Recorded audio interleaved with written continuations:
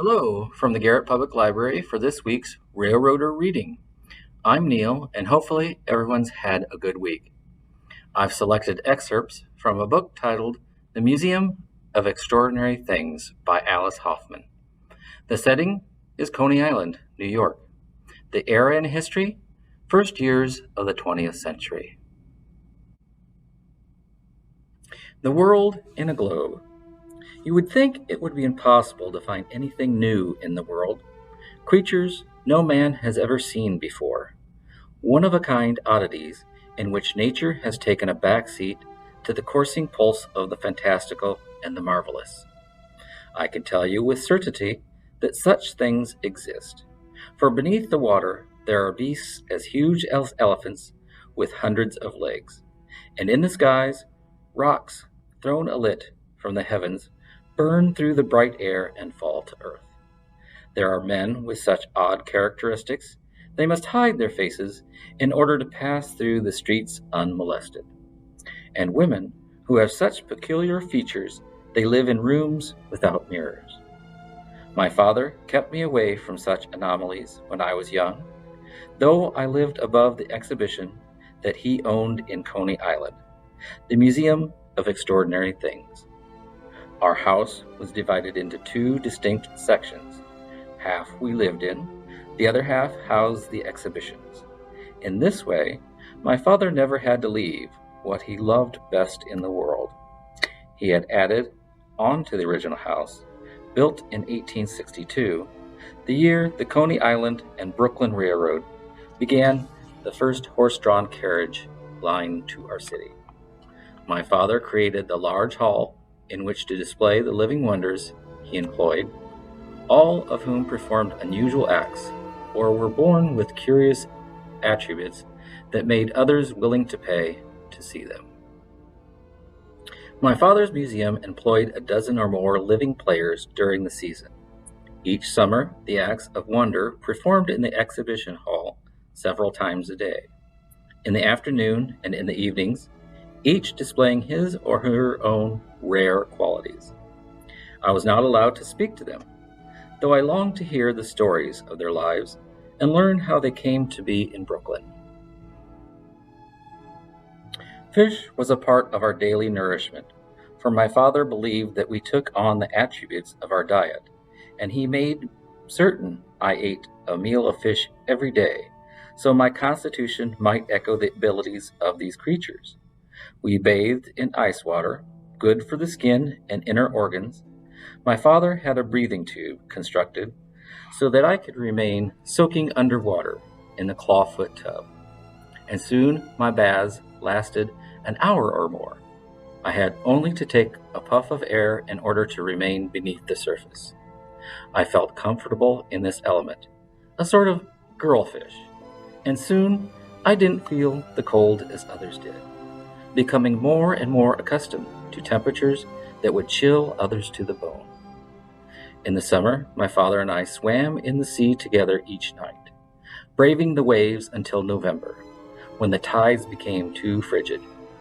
Several times, we nearly reached Dead Horse Bay, more than 5 miles away, a far journey for even the most experienced swimmer.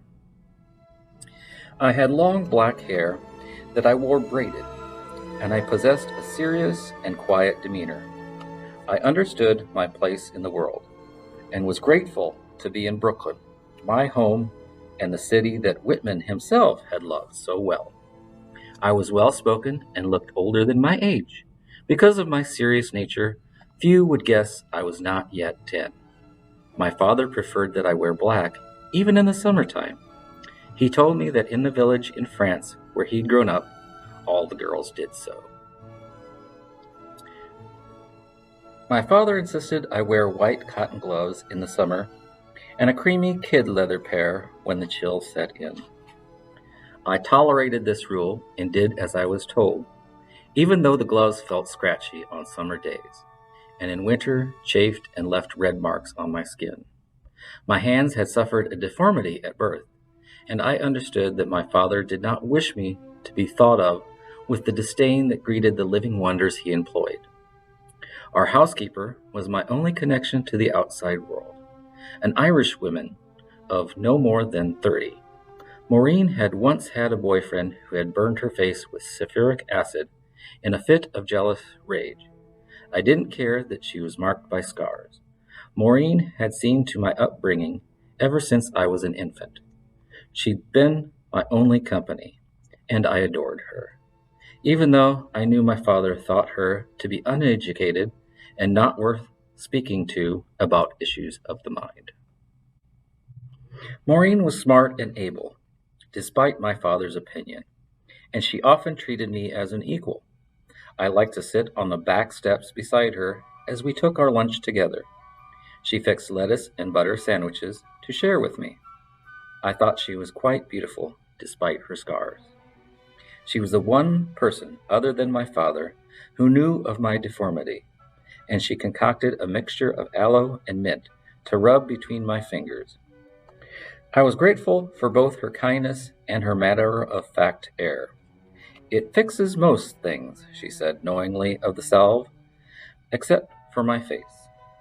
Unfortunately, the elixir did nothing for me either, yet I grew accustomed to its scent and used it nightly.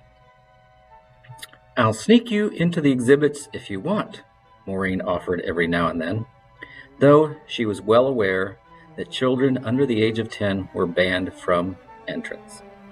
"I think I'll wait," I remarked, when Maureen suggested I break my father's rules and enter the museum. I was not the rebel I later came to be. Waiters wait and doers don't. Afraid your daddy will make you pay if you misbehave? I was, of course. I'd seen my father enraged when a player came to work late or broke one of his rules, smoking cigars in public, for instance, or forming a romantic entanglement with a member of the audience. He'd taken his cane to a fellow from England who called himself the King of Ducks, for this gentleman had flesh in the shape of wings instead of arms. My father told the king never to return, all because he suspected him of sipping from a flask of whiskey during museum hours. It was unfair, of course, considering how much my father liked his rum. I didn't need to explain my hesitation to our housekeeper. When I turned 10, my father called me to him. My birthday was in March, and I never knew what to expect from that month. Sometimes it snowed on my birthday. Other times there'd be the green haze of spring. I don't remember the weather on this particular occasion during the year of 1903. When I approached him shyly, he told me that in good time, every secret must be shared, and every miracle called into question. My father opened the curtains, made of heavy plum-colored damask, that hung across the entranceway to the Museum of Extraordinary Things. He said I was the evening's only guest, then bowed and gestured for me to step over the threshold. I went inside for the first time. Though I had managed to spy a few rows of the exhibits from occasionally sneaking a look, the contents of most had been a bit cloudy from my vantage point, and I could never distinguish a green viper from a poisonous tree frog. Tonight, the glass jars glittered. When I looked past this dizzying array, I spied my father's birthday surprise, decorated with blue silk ribbons and garlands of paper stars. It stood in a place of honor, a large tank of water. On the bottom, there were shells gathered from all over the world, from the Indian Ocean to the China Sea. I did not need my father to tell me what would be displayed, for there was a sign he'd commissioned an expert craftsman to fashion out of chestnut wood and hand-painted in gold leaf. The Human Mermaid.